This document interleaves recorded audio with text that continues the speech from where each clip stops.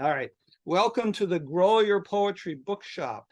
Before we begin, I just want to thank Carol Menchidi and the Menchidi family for making sure that this incredibly important cultural institution in the life of the poetry community of not just the greater Boston area, but New England and all the Northeast and possibly the entire North America, maybe the world. Anyway, thank you, Carol, for all that you and your family do. And thank you for the great...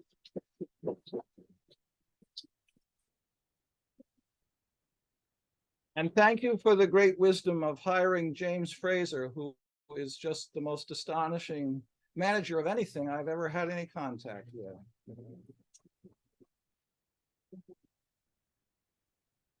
James has made this place an extraordinarily welcome place for poets of all shapes and sizes and levels of reputation.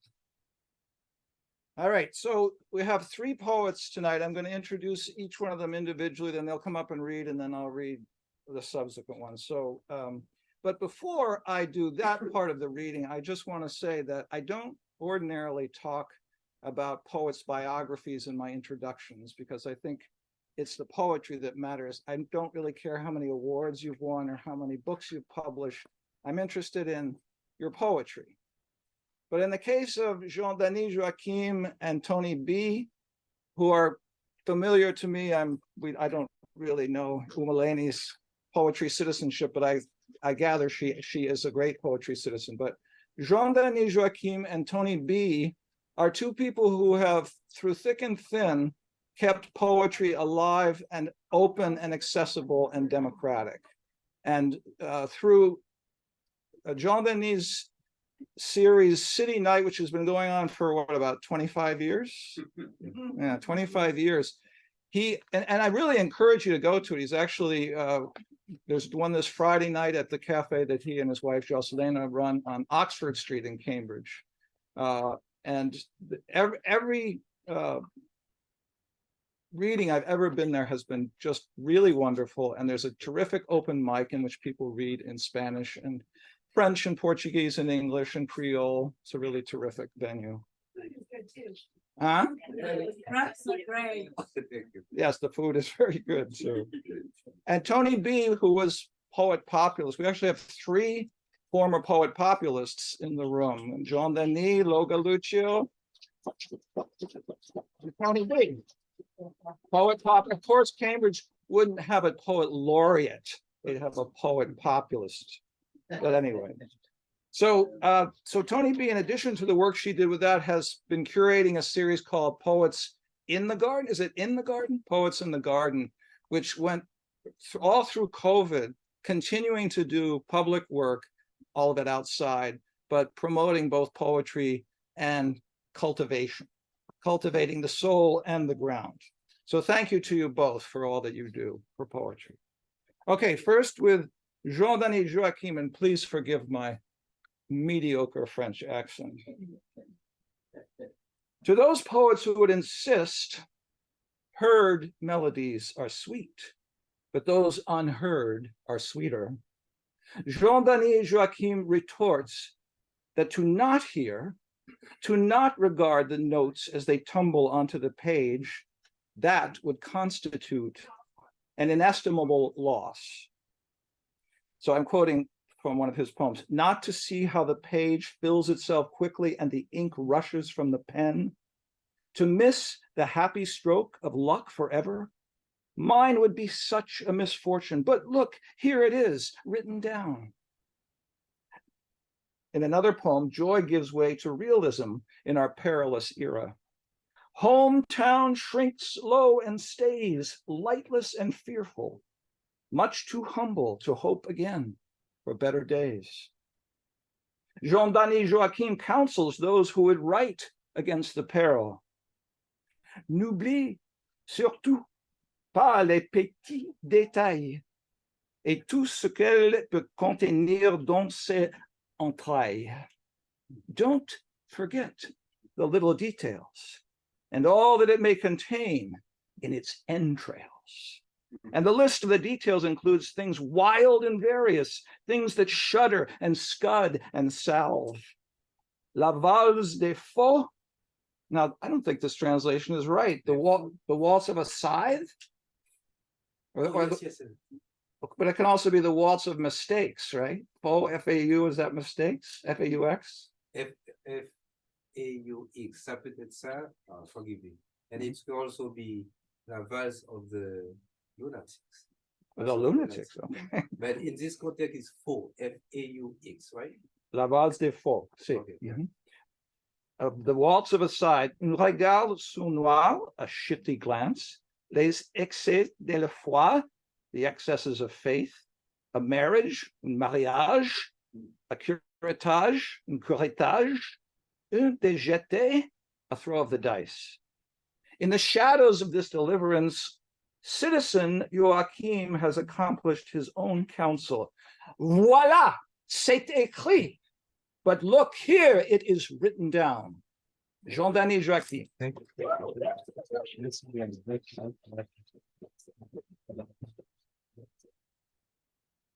Greetings. Thank you very much. I am so honored to be here.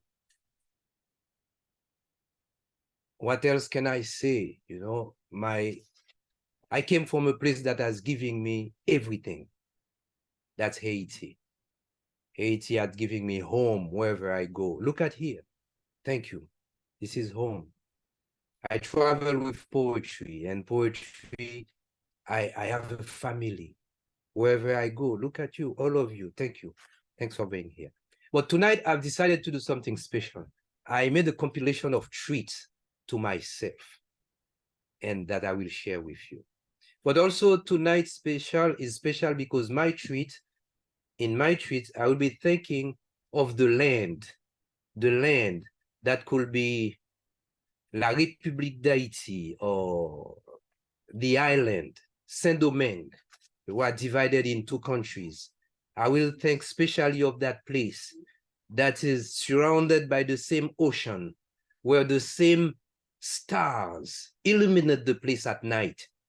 You know, the same people at the border share life and divided by politics on both sides. I will share that with you too. But ladies and gentlemen, it is a treat to myself. Please partake. Listen. I will start with mon chapeau. Do I need glasses?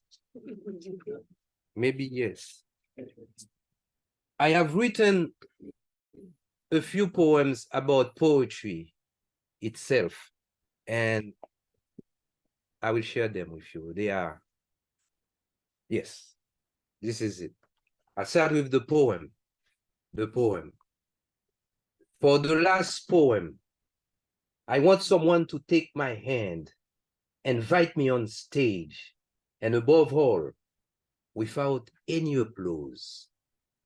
I want someone to greet me as if I had returned from a long trip in search of the poem of peace. I want the crowd to dance the poem, that its words be music and illuminate the entire hall.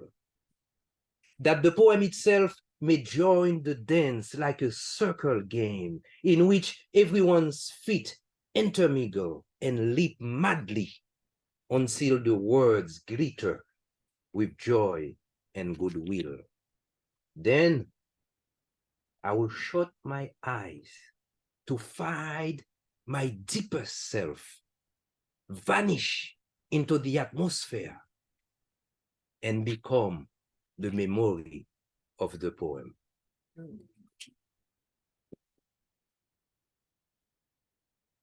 So, since I made this place my home, I kept a tradition. I write myself a poem for every birthday. And since COVID, I started in this tradition to write a poem every December. And Tom's family does that too. So now every year we send each other a poem. So tonight you will have a glimpse of my joys from there too. And of course, I was born in Haiti.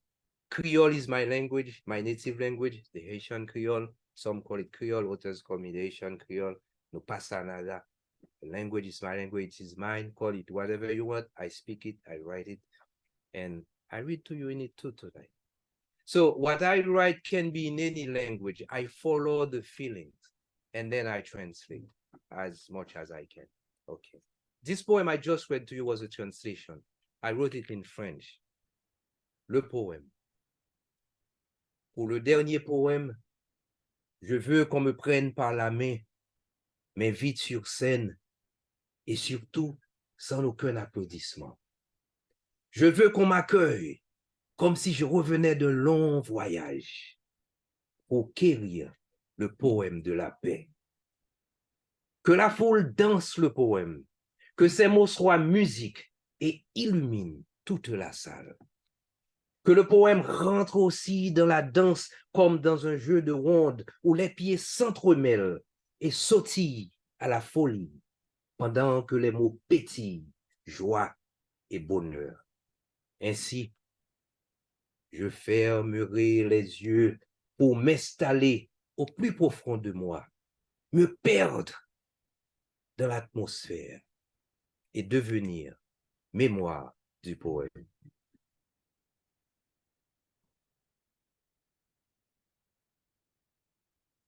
So the next poem that Tom mentioned, this is my birthday one on September 15. And you know, sometimes life comes and life wants to get into your tradition, you know, your things you create for yourself. And I almost couldn't write this poem because I was at work. I decided to go to, I never work on my birthday, but that day, you know, people are not at the office. I had to be there. I was there. But last minute I wrote it. It's called Rescued. Sauvé. Rescued. To fail and not delight in that sweet joy on this special day that is mine alone. Oh, not to sense at all the melodious sound of those words that yield voluntarily. Not to see how the page fills itself quickly and the ink rushes from the pen. To miss the happy stroke of luck forever, mine will be such a misfortune. But look, here, it is written down. I did it.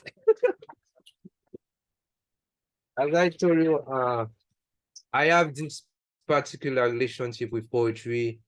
It started home. When I started writing, my writing came into discovering my country since I was very young, around 10, 12, no, not 10, 12, 13, I think.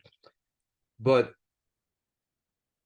later, living a life, you know, there are many ways. When you're bored, you're not home. This is exile. Poetry became much more to me. Much more. This is that space where I enter to find myself, when I need to find myself. So that's what I'm sharing with you. And that's what I do with poetry. Writing a poem in my birthday, it's important. Writing a poem in certain days, that's important, you know. Dealing with things that happen in the space that I exist with poetry, that's very important to me. So next, what do I share from my tweet? Ah, la pluie. La pluie sur la ville. Yes. Every now and this is exactly what it is. La pluie sur la ville. I was born in Port-au-Prince. I was thinking about Port-au-Prince. And this poem speaks of that. Rain on my city. La pluie sur la ville.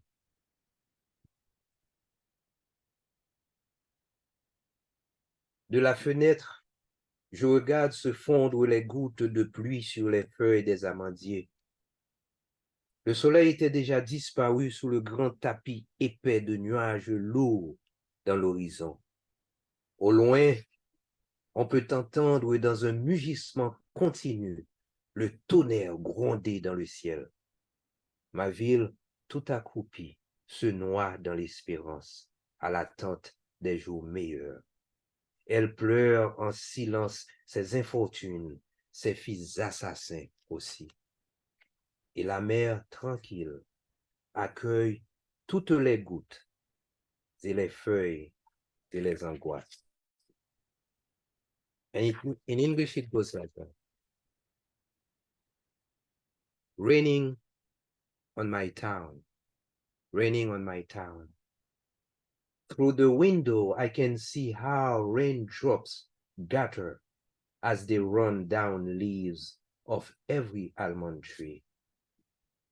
On the horizon, a dense crowd of darkness gathers, and the sun has vanished in that mass of cloud. From far away, I am startled by an endless sound, the angry rumble of thunder roaring from the sky. Now, my hometown shrinks low and stays lightless and fearful, much too humble to hope again for better days.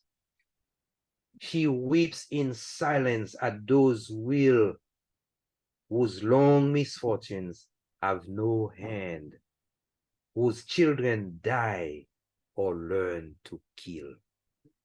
Meanwhile, the sea, serene and blue, collects the drops that fall and blend, and all the leaves, and anguish too. Thank you. And forgive me, what you can understand, a poem like that is very difficult.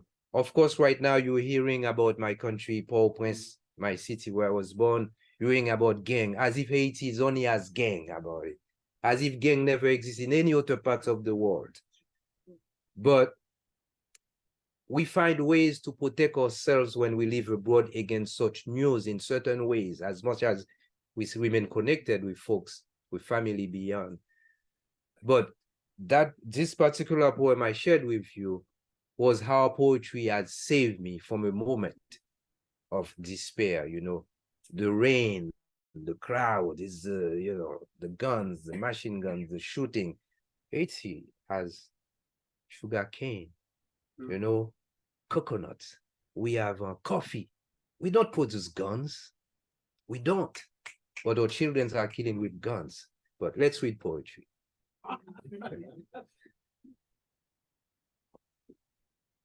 Please, I prepare, but please tell me.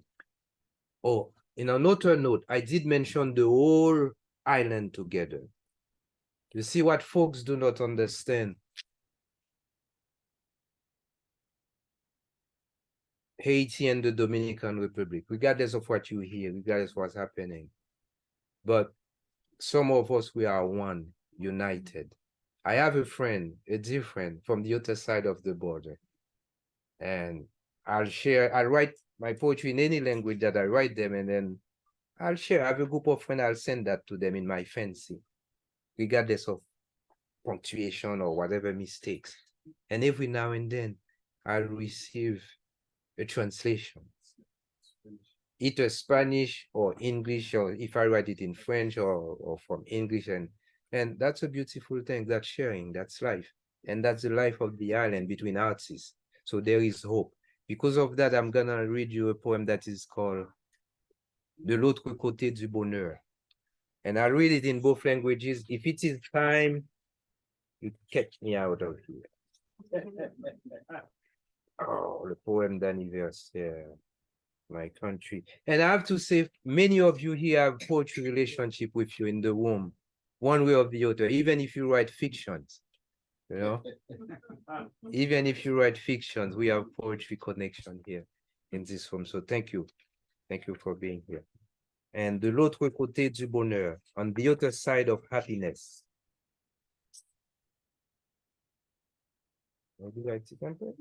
If I didn't bring it, no pasa nada. I didn't bring it, so. No pasa nada. What do I read you? Let me write this for you. The house of the poet.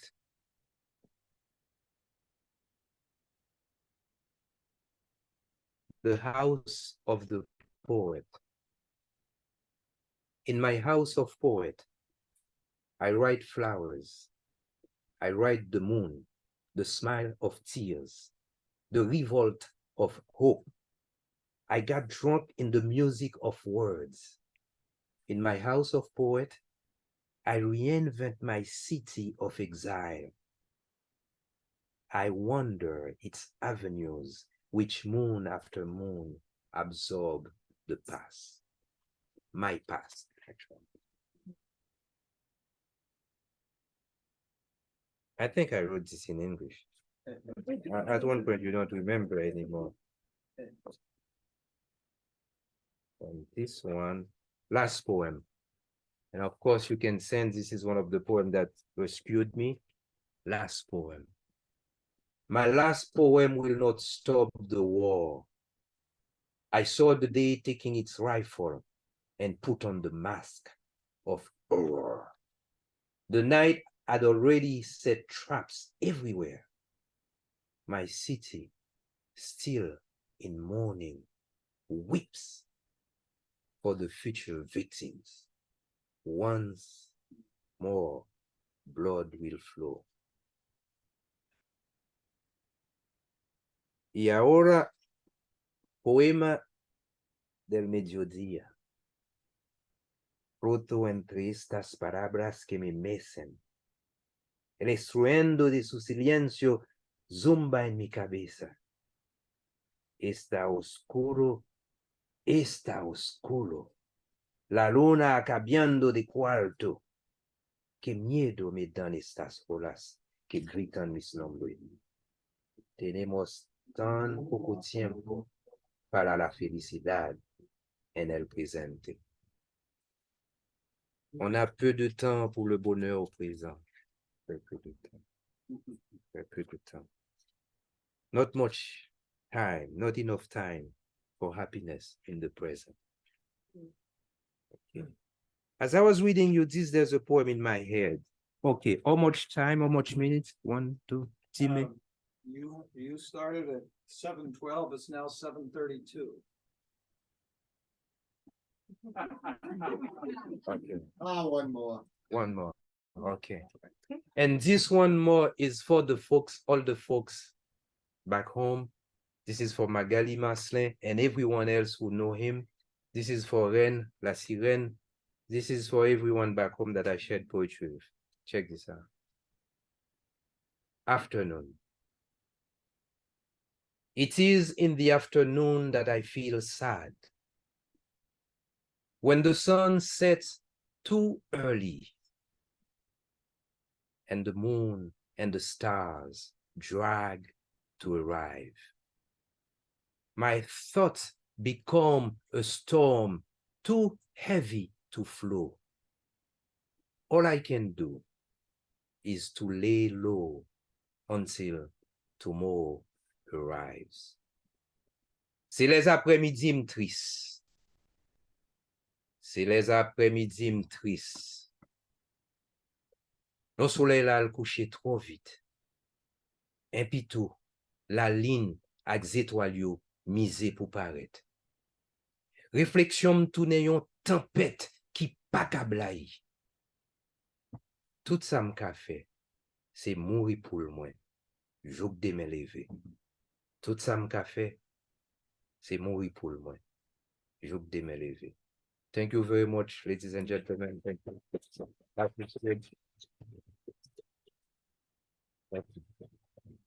Merci beaucoup. Merci gentil.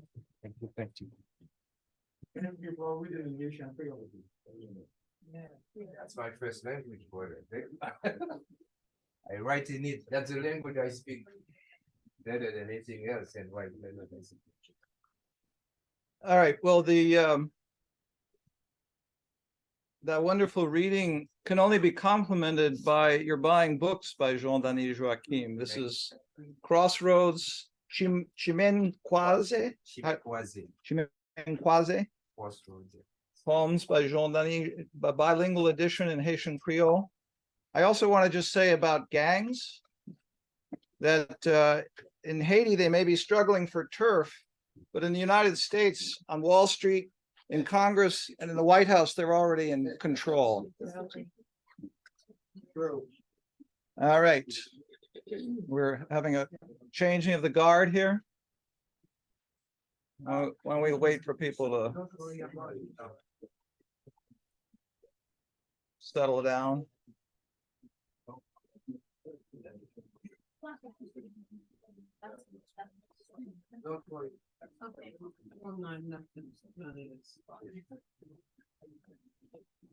All right, everybody could find a seat and, or at least turn off your cell phones, please, everybody. Or silence them. All right, are we ready? All right, well, thank you again, Jean-Denis, for a wonderful reading. Thank you. Okay, could I have quiet, please, on the set? We still shuffling around here? Okay, I'm gonna start introducing these poets, so we gotta have quiet, okay? Thank you. You can talk outside if you wanna, but I presume you're here to hear poetry. In the poetry of Toni Bee, history and exhortation combine their potency in searing words. Quote, that hole at ship's hip showed heaven, and staring at the stars made her ears, eye blind to gruesome. Unquote. The poet proclaims intention and a fierce attention. Quote, let's tell of escaping a scarlet tide, hiding in the woods with little lives, because of neighbors' horror, surprise. Birdsong makes sanity thrive. Unquote. If the legacy of exploitation sears, it can also give way to the redemptive joy of creation. Quote, up from Lynchland or from Carib sand, they, still boss man.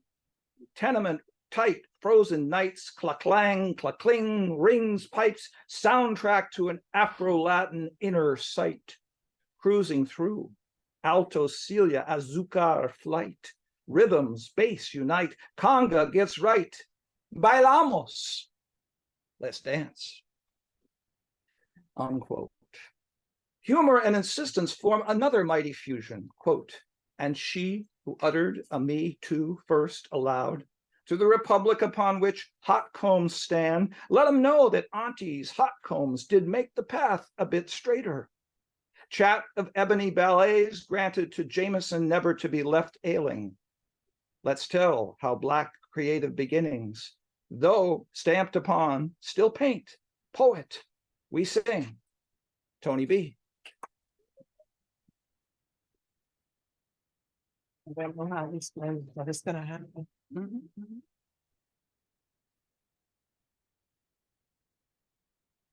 Hallelujah, we at the Grolier Poetry Shop. Beware of tree-lined streets, hidden sticks, ripe pears get beat. My day's most tantalizing treat yardie wisdom seeps deep into this hive, then honey walks derelict to the other side, plucking pine cones, sticky scented with slime. I turn upon departure, yet his kiss remains fierce, leaving me an air of beware. I've been concerned about the body lately. The female body, the melanated female body. I've been seeing my people in the streets and the weight upon us women. And so I'm just gonna read.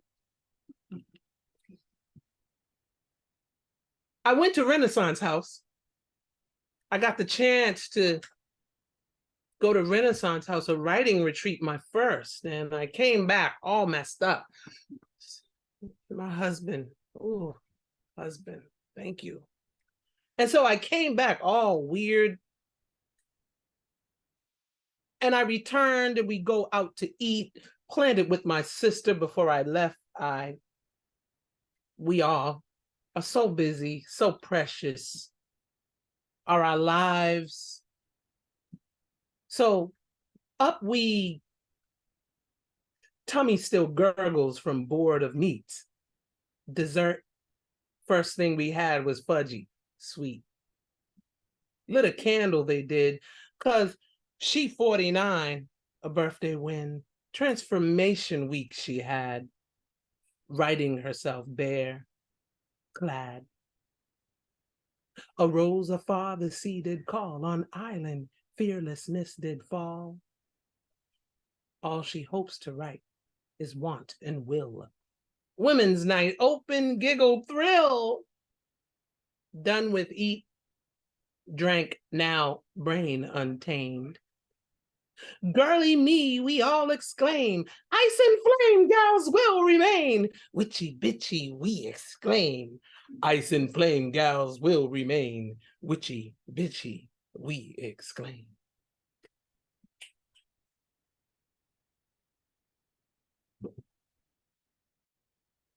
Oh, thank you. Y'all work too hard. You women know you need to rest. You know it's like this, single lady. Grind, work, girl. Lonely. Work, gal, grind. Mother. Work, mama. Grind, mama. Work. Grind, grind. Girlfriend, lover. Grind, ma, work. Now bend. Now twerk. Feed me. Get up, mama. Grind. Woman. Tomorrow. Not today, grind. Here under tree shade. Sing at the sun glare. Bask in a stare. Watch ants roll. Food grind. Of salt on this martini's rim. Splash of lemon in summer. She grind to sit in garden. To dash to sea pool. This grind finds her way submerged. Tossed head. Cool. Gleaming. Sun. Oh, I'm just gonna go. I had to go, okay, who set this up? How am I American and he Haitian and she from the motherland, Africa, and talk about triangles? Ain't this a beautiful Never mind, we're not gonna get political. Talk about the beautiful triangle. Okay. And so I went to the beginning of this triangle of ours, Salvador Bahia. Listen, all y'all need to go. Y'all need to go. And so I went. I had this blessed blessing to go. And can I just tell you, there was a Haitian woman there, and her face was round, and she wasn't rocking with us with some of the things we did. And she said, I went to walk in the park, and they praised her. They ran up to this round face, beautiful Black woman, dark, and praised her. And then there's Heather Nelson, who may be in this room, and she does a poetry, Friday night poetry, and this was the prompt, y'all. But before I tell you the prompt, can y'all say good? Good. Mm. Can y'all say good? Good. All right. The prompt was lip smacking, finger licking. For Bahia, Brazil. Lips, hers was scarlet. The red one picks to wear for dress. The kind mama insists you do not buy. This cotton stuffed goddess was as ebony as ebon, and everywhere she was, store, place, palace, even the hotel lobby, as kinky haired as a Sudanese who stretches through my hood at home. Sister, why was she being sold? Honored? Or simply present in everywhere I looked? Were they honoring my Black body? Was this the new selling of our ware? Whichever answer, there goes my tears smacking. Rapid river fell upon face at school named by a Liberty woman, an ultra-poor district where Afros reside and decide their futures. Circle of sun flared, flowered head dollies bedecked an entire wall, along with image of the indigenous. And our tour guide said, with a smile, they were sure to completely rid the cities of native people, smacking my innards fingers. Hers are splayed in this place of worship. Dolly becomes mannequin, Condoble worships queenly body, unseeing eyes, spirit's truth lingers in 300-year-old home. When they left, they gave the house to those who were enslaved, tells the priestess, barefoot, born male. We praise the sable fire goddess. Some of us don't. And all of this, Mary, don't you weep. And I take a photo of our feet, God's dust here, licking the Atlantic licks too hard at the shore, and I don't trust it. That gray round building that cries off the coast. Are you sure the boat is safe? That our memories won't stop there? I am sure you can still hear lips smacking for water drip, screaming fingertips, stabbing towards an unsure shore. Markets are auction block, the barriers still exist out on this water. And high above, the sale continues. You can find her upon entering any store. As she is sable and thick, she is finger smacking, finger licking, lip smacking. Oh, so good. Thank y'all.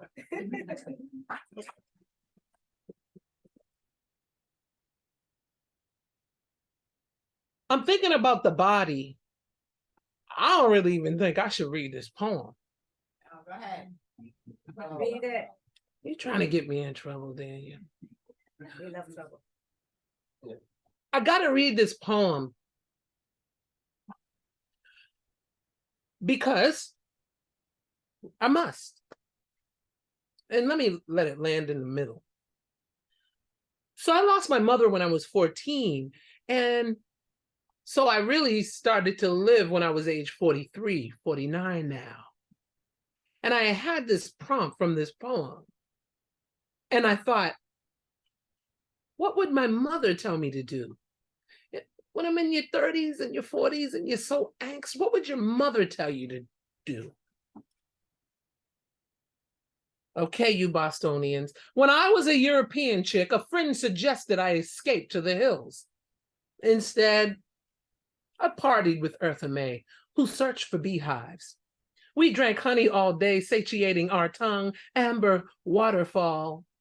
Eartha advised, world gonna stress you too much, and it ain't gonna tell you to masturbate, baby. It'll bubble all up inside, stick hand made by God on your patch, a cabbage and burst. Baby, it's a gentle prayer to your body, and don't yell Jesus, because you'll feel guilty, then have to say sorry. Lord, I'm sorry.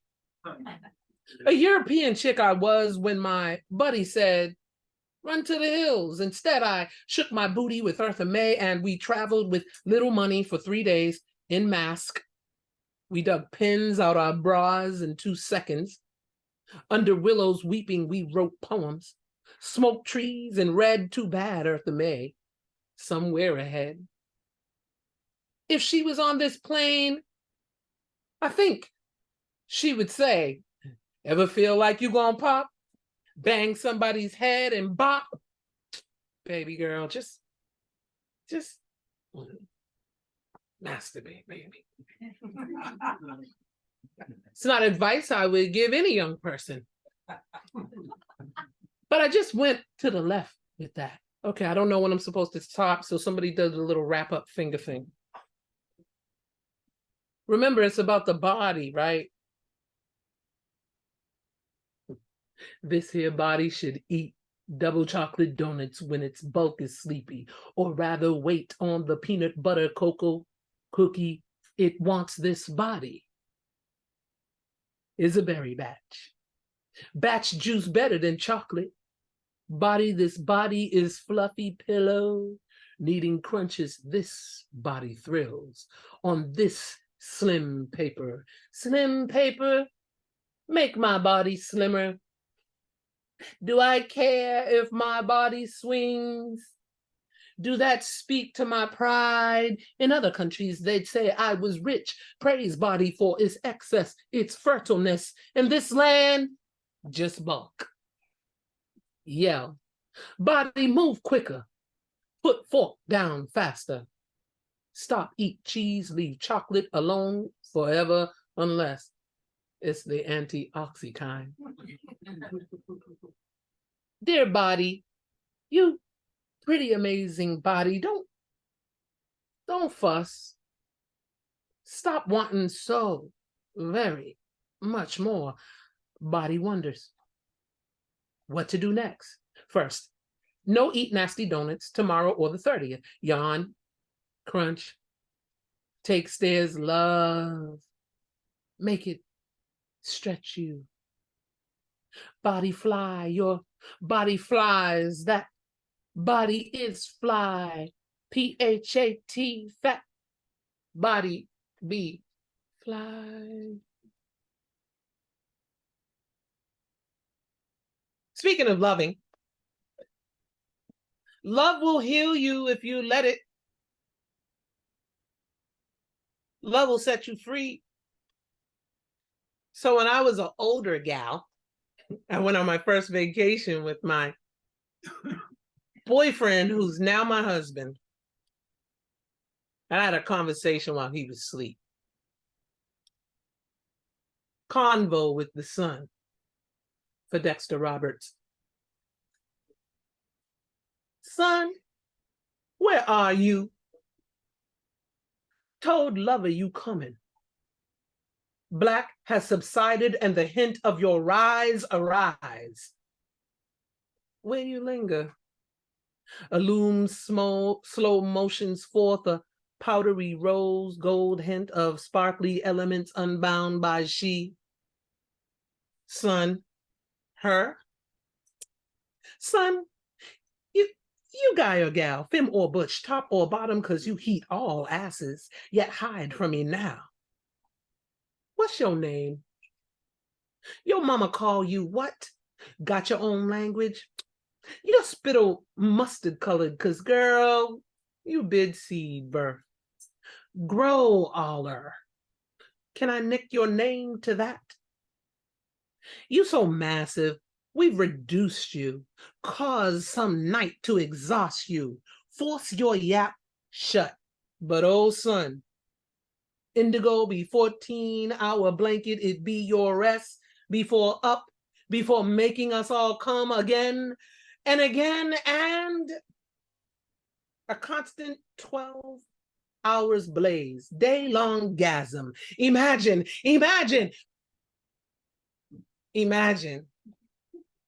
Yeah.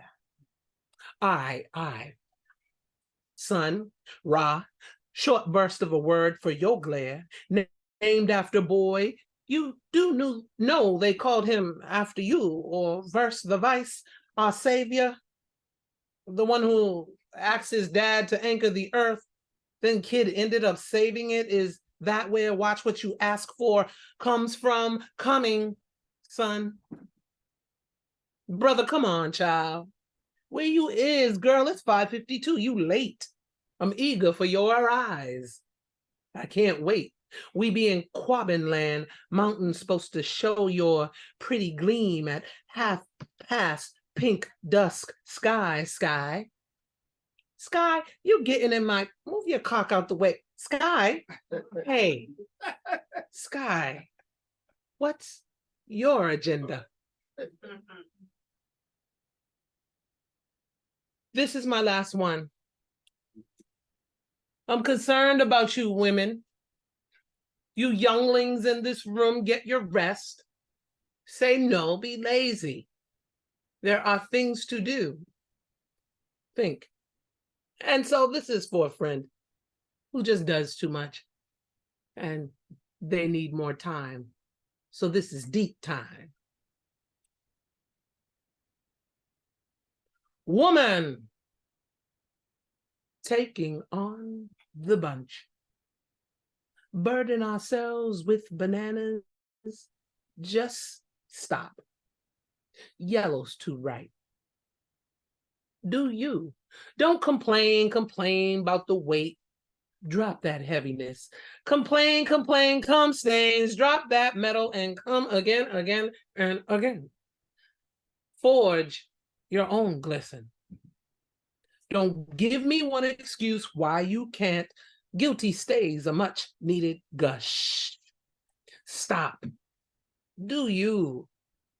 Get your spanking or spank this world.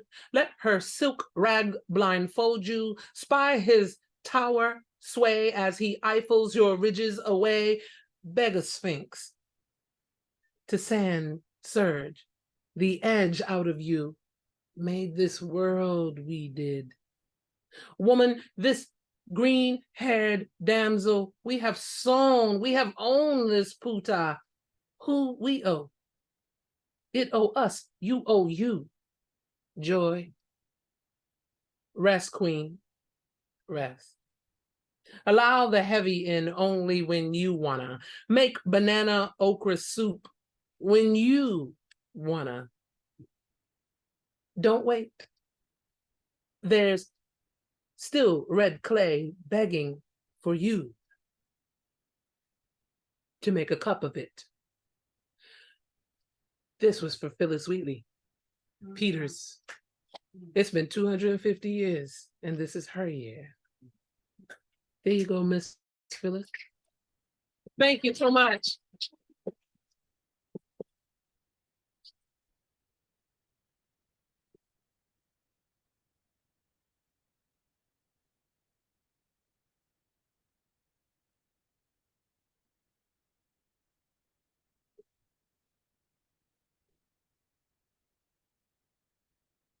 Thank you, Toni, for those exhortations, those imprecations, and also for that explanation. In your poem to Dexter, you used the word lingering, and I have never understood what that meant in the context of lovers and lovemaking, even though I have heard frisch wird der Wind, der Heimat zu, mein irisch Kind, wo weilest du? Fresh blows the wind towards home, my Irish child. Where are you lingering? I never understood the word lingering until I heard you read it tonight. Oh, Lord, yes. So thank you. Thank you, sir. Toni didn't bring any books today, but you certainly can become involved with her creative output through going to her website, perhaps getting on her email list, participating in her Poets in the Garden series, and all the other wonderful things she does. Once again, a round of applause for Toni.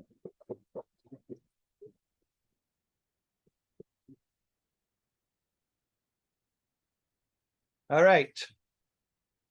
In the wide-ranging poetry of U-Meleni Mhlaba-Adebo, a combative will rises to the challenges of struggle and articulation. Quote, words fight to climb out of my mouth, to be born, to attack, unquote. But the fighter is also a careful scrutinizer. Quote, in the absence of my yoke, I am the carcass of a soul, unquote. Remembering Hurricane Katrina, sheer outrage employs a scorching bit of irony. Quote, faith sings Amazing Grace. Ain't nothing amazing about grandmas caked in feces, unquote. But the invective settles for a time into vulnerability. Quote, for the alleluias and the amens to penetrate, the hardcore exterior of fear that I've gotten used to wearing, unquote. Which then gives way to a memorable and arresting sensuality, quote, oceans in between my legs. I begged my body not to break waves on the shores of your fingertips.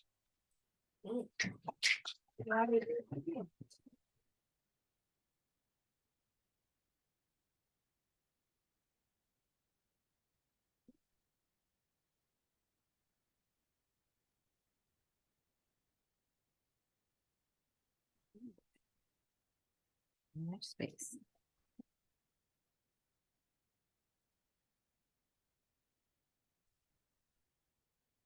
Good evening, good evening.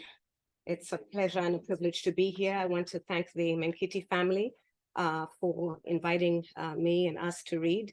I have to start off by saying that this is a full circle moment for me. Dr. Menkiti had inspired me really to publish my book. Many years ago, I was in a poetry event and I was sharing with him some of my poems, and he said, you need to publish them. And I was really shy and nervous about it, but he really encouraged me. And in 2016, I did. So I'm just honored to be able to be here. And I'm also honored that I was able to share with him that my book was published before he passed away. Yes, please give them love. So the last time I was here, a poet went up, and what they did was something I really like to do, which is they shared a poem from someone else.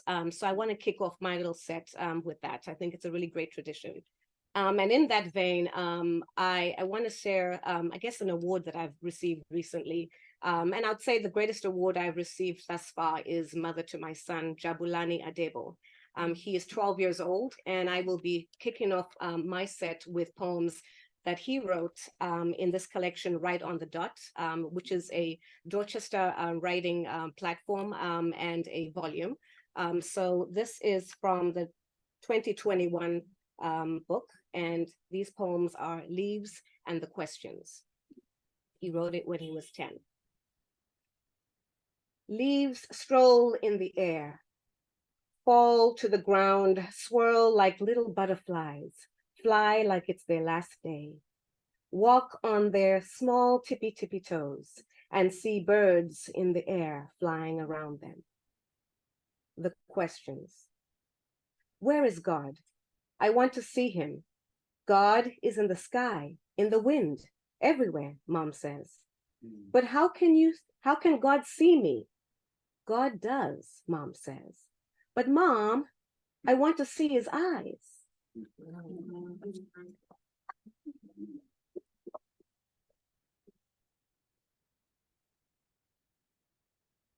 So that was YWCA Adebo. I tried to figure out what I wanted to say, what I wanted to share today. And so I guess I'm just going to go with my gut. And the poem I want to share with you is called Love Letter to Dorchester. Anybody here familiar with Dorchester?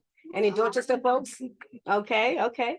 So I wrote this poem when we had a president that I will not name, who I did not like, who said really awful things about immigrants. And so I wrote this poem in response to a lot of hate that was happening around that time. So this is Love Letter to Dorchester. I live on a street where trees have faces, where birds bebop outside my window announcing fresh days, and the leaves whisper our names as our feet glide to and from school. I live on a street where cars break dance to bachata and hip hop and wear flags like t-shirts so you know who said they're repping. I live on a street where rotating doors like passports to other countries, the smells and sounds of foreign speech music to my ears.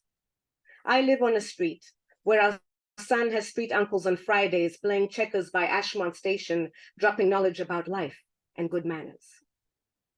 I live on a street that is a farmer's market every Friday, dance-offs and vegetable remixes amidst the eruption of subway passengers eager for a drink at Ashmont Grill or Tavolo. I live on a street next door to what feels like my own private restaurant, where I have my own private chef, where bartenders know my favorite drink because I remixed its name, the pineapple situation. Where the patio transports you to a summer vintage backyard or a cozy campfire paradise, I live on a street where I practice marathon runs, the curve and rise just enough for our son's 6-year-old little feet. I live on a street where sirens do double dutch in the air, where policemen offer ice cream and smiles, where teenagers drag bags after school like dogs reluctant for a walk. I live on a street where our mailman recites scripture like Jesus, spreading love in each mailbox as he passes by. I live on a street that has impromptu sleepovers, cookouts, wine versus beer-offs on porches, and kids running around like bees in the summer, reminders of what life should feel like. I live on a street, now my village, now my tribe, now my muse.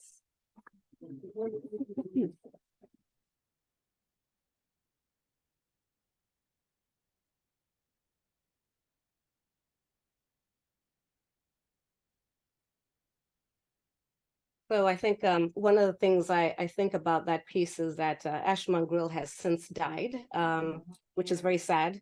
And a lot of things, honestly, are changing in the world. This was before the world broke. But still, I think they're those treasures that one clings to in their homes or the place they call home. Let's see, what do I want to share? Okay, so I've been dealing with a lot of grief lately, and I know a lot of people have in different ways. We grieve for the things that we've lost, whether it's people, places, the way of life. And so I feel like I need to share this poem, and perhaps the sharing of the poem is a way of every day or every time I say it, I guess I hurt a little less, and I feel connected a little more to the now. So this is Have You Ever? Have you ever died while breathing, while standing vacant, tsunami of tears? Have you ever died while breathing, while standing vacant, tsunami of tears flood in your brain? Have you ever lost your voice from screaming between borders of reason and reality? Have you ever heard shallow breaths like earthquakes shaking the foundation that are your feet? Have you ever watched your foundation break in 2 continents, unable to split yourself in 2? Have you ever cried in the arms of your shadow? I'm tired of regurgitating names. I'm tired of flowers, altars to the dead. I can't breathe. These streets, this land, this country, this world, cemetery of Black and brown bodies, mine, always mine, always mine, always mine, ours. If she could have heard me, if she could have heard me through the coma that held her prisoner, I'll tell her I was sorry. Closed borders, no one, no government, no president could quarantine my love, my quest to right wrongs. If she could have heard me, if I could have held her hand, I would sit in solace, sing the hymns she used to braid in my hair on Sundays, secret codes given to me. Pandakaenda kwa America, I would have reminded her there's still many seeds to sow, that I would never forget she was my first soil root of my tree. But if the root dies, am I still a tree? If the root dies, am I still a tree? Though I've bloomed in other fields, is this flower still her glory? In the darkness, remembering offerings, candlelight, pamani, we would huddle like Nyenye Edzi, read Bible verses. Sekuru learned enough to buy 12 acres to be free. Wazukuru Inini grew up to be called Kappa the N-word, but still I rose. My image splashed across buildings and they chanted my name with all its ancestral power. U-Meleni. Lines on my face, maps of a nation, locks like ropes pulling me to my salvation, and every syllable a homage to me, people. Have you ever heard? Have you ever heard? Shallow breaths, shaking foundation that is your feet. Have you ever died while breathing, while standing, vacant, a tsunami of tears, flood in your brain? Have you ever lost your voice from screaming between borders of reason and reality? Have you ever heard shallow breaths like earthquakes shaking the foundation that is your feet, splitting yourself in two? Have you ever cried? Have you ever cried in the arms of your shadow?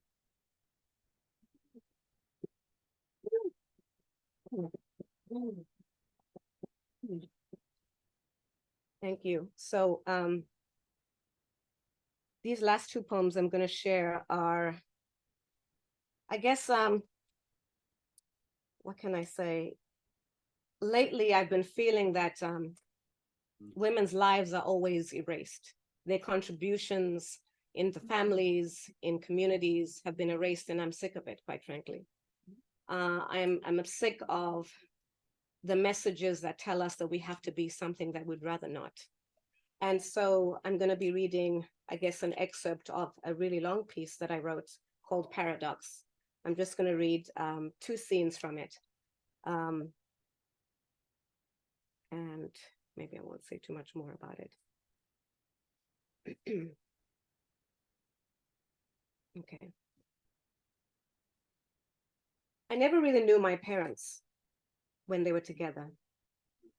I was too young when they broke ranks. They have each offered me bits and pieces of their history, a jigsaw of sorts. I'm guessing they must have loved each other, but truthfully, no one talks about love in my culture.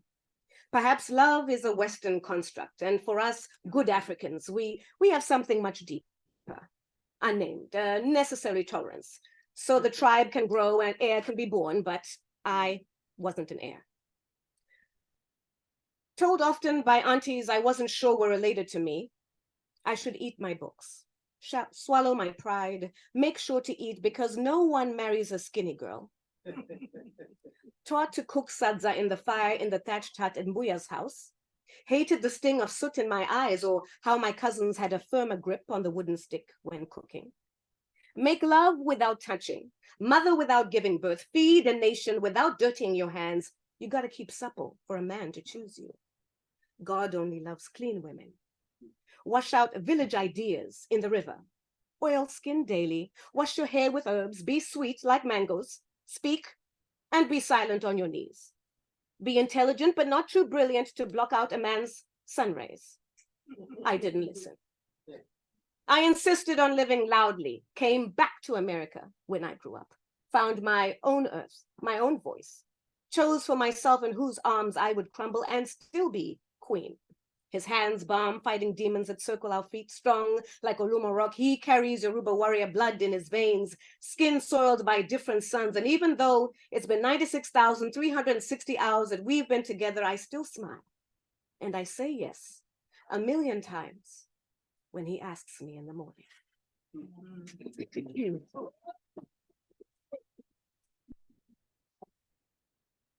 That little bit at the end was for my husband, who always gets shy when I talk about him, but I'm like, what did you expect? You married a poet. You know. So this next piece I'm going to share is a piece I wrote in response to a play, Iphigenia. It's a Greek play, and at the time, Esperanza Spalding was kind of doing a remake of it, if you will, with the late Wayne Shorter. And so this was my poetic response to that particular piece. And I'm going to be starting it off by singing in my native language, and the melody is, a lot of times I hear my poems in melodies. So the melody and the words are saying, be quiet, don't make a sound. That's what I'm saying in my native tongue. Nyarara, nyarara, nyarara, saite msindo. Nyarara, nyarara, saite msindo. Nyarara, nyarara, nyarara, nyarara, nyarara, nyarara, saite msindo. Nyarara, nyarara, saite msindo. I am not your sacrifice tonight. I am not the addendum to your story. I am more. You always willing to partake in my demise, ignoring my mind, my strength, my pain, my cries, and you think dismantling me wins the prize. But I am more. I shine, I fight. I am not your engineer. I've changed my name. Call me God. Call me beginning. Call me earth, exalted, woman colored by many suns, blinding you. What are you going to do all night? Can you see me now? Soiling a world, crescendo rainbows of colors sprinkled across this world that is mine. Is it bright enough for you? You're going to wake up from this slumber. Your reign is dead. Your lies can't save you now. We dance, bend, swoon, swivel on axis. This is how the world turns on a woman's back. And I, and us, and we, always graceful in the height of suffering. But why? Why am I always dying? Why are we always dying? Me, my children, my dreams, my ideas, still waiting in purgatory for you, the Almighty, to set us free.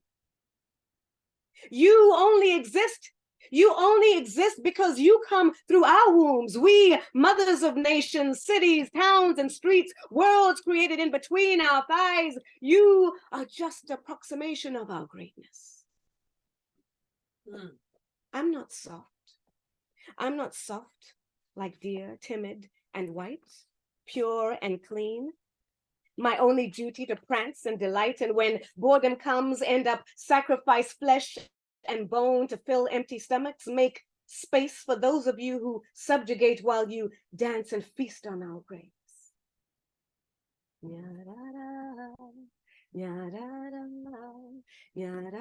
Usaite msindo.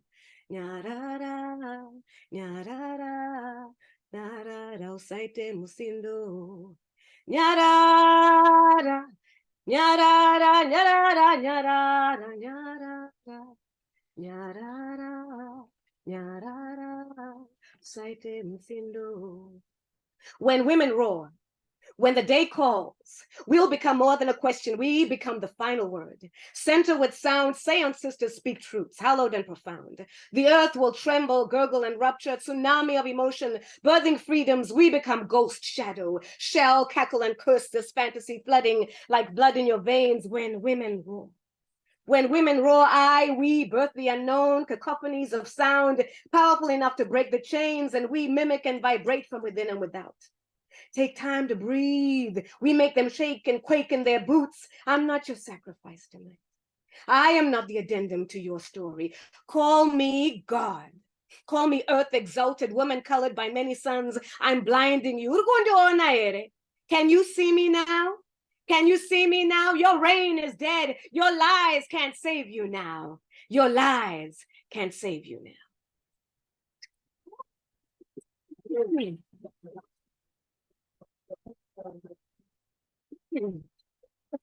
What am I doing for time?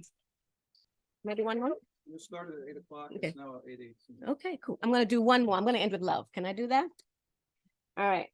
Thank you so much. This has been such a treat. And like I said, this has been a beautiful dream, and I'm awaking to that dream. So do I want to do this? Sure. Okay. Of course, now I can't find it. I'm like, doesn't that always happen? All right. How we feeling? How we feeling? Say yeah if you feel it. Yeah. Say yeah if you feel it. Yeah. All right. Good, good. Good energy. All right. If I can't find it, I will riff.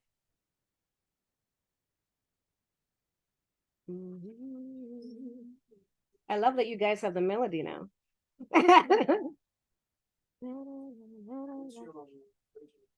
Shona, I'm from Zimbabwe. Yes. So my mother taught me my native tongue, Shona, but my father is a different tribe. He's Ndebele. But because I was raised by my mother, I only speak Shona.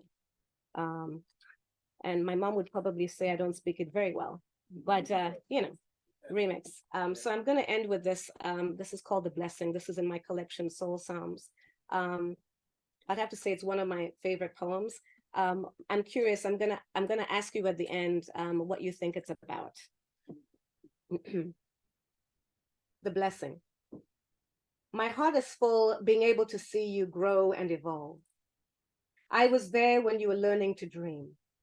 A daily meditation of desire and inherent burning inside you to revolt and give birth to the creative you. And you were there. In my beginning, in the space before my beginning, when I was incoherent and had dyslexic ideas in my mind, and were patient and supportive. And I began to learn how to speak my life into sound, and you hyphenated the phrases with images, and I was born, and it was done.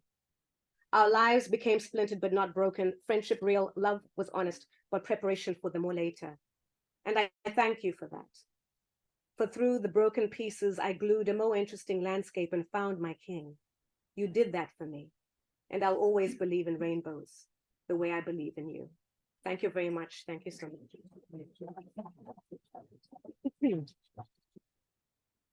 Thank you. So, quick question. What do you guys think that was about? A parent? Great. Your heart. My heart? Yes. Poetry. Poetry? Wow, I love the variedness. Anybody else? The process of being born Being put. and the process of growing. Wow. I love that. Any last thing before I tell you guys? My son? Okay. Could be about a relationship with the editors that maybe work with you on your work. Okay. Wow, see, this is what I love about poetry. The interpretation is dependent on who you are and where you're coming from, like the entry point. This poem I will reveal, the great reveal. Dun, dun, dun. It's actually about an ex-boyfriend. Yeah, somebody who broke my heart into little pieces, and it was tragic. I mean, it was a beautiful thing. He did it very, as nicely as you can break somebody's heart. But in breaking my heart, and he made space for me to find my husband. So and also he did the cover for the book. So we're still friends. So there you have it. Thank you. Yeah.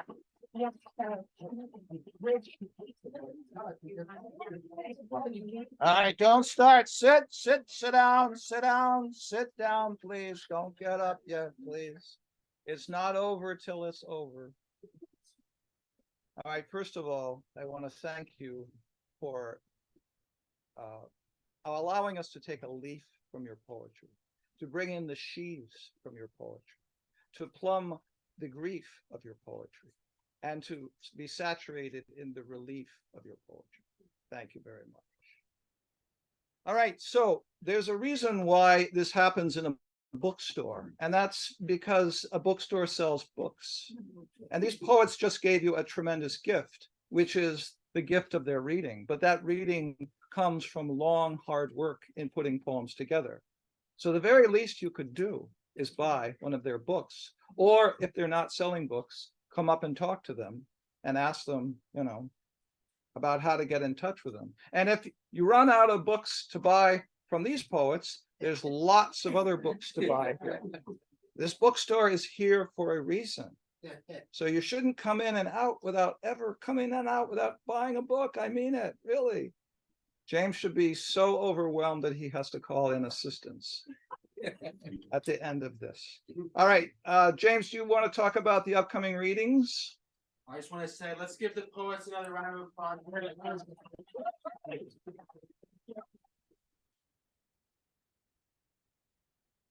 Our next reading is Sharif Shanahan, a week from today. Perhaps you'll all be able to join us. Thank you so much for coming. If everyone could please move your chairs up against one of the walls. There were signings. We have books for sale. We get a Yes, absolutely. Yes, the poets will sign and even inscribe your books for you. Thank you, Tom Daley. Thank you. We did it. You worked the God's way.